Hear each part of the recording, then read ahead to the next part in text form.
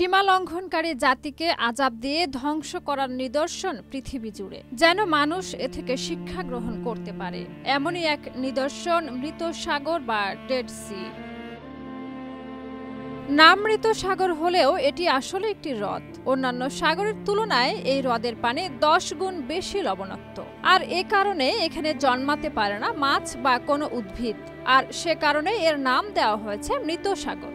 অতিরিক্ত মাত্রায় লবণ থাকার কারণে সাঁতার না জানলেও এই পানিতে ডুবে যায় না মানুষ। স্বাভাবিক সমুদ্রপৃষ্ঠ থেকে 400 মিটার নিচে অবস্থিত হওয়ায় একে পৃথিবীর সবচেয়ে নিম্নভূমিও বলা হয়।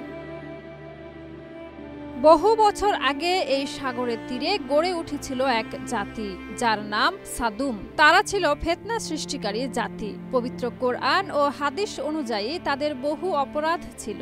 তারা তাদের এলাকার পাশ দিয়ে যাতায়াত করা মানুষদের ডাকাতি করত।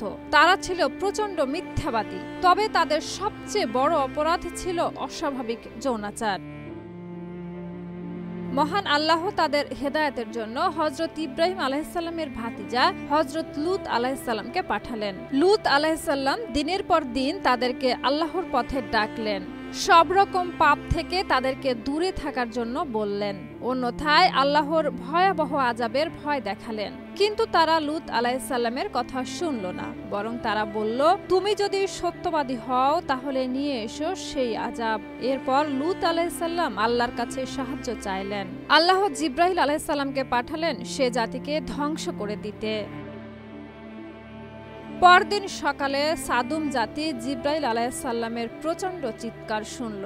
এমন ভয়াবহ চিৎকার যে তাদের দিক বেদিক শূন্য হয়ে যায়। জিবরাইল আলাইহিসসালাম তার পাখার কোনা দিয়ে পুরো শহর তুলে আকাশ পর্যন্ত উঠিয়ে উল্টো করে তা আবার নিচে ফেলে দিলেন। তারপর সেখানে শুরু হয় পাথরের বৃষ্টি। এভাবেই ধ্বংস হয়ে যায় সাদুম জাতি, আর সেই জায়গায় রয়েছে মৃত সাগর। আল্লাহর আযাবের কারণে এখানে আজ পর্যন্ত কোনো প্রাণী বা উদ্ভিদ জন্মায়নি মৃত সাগরে।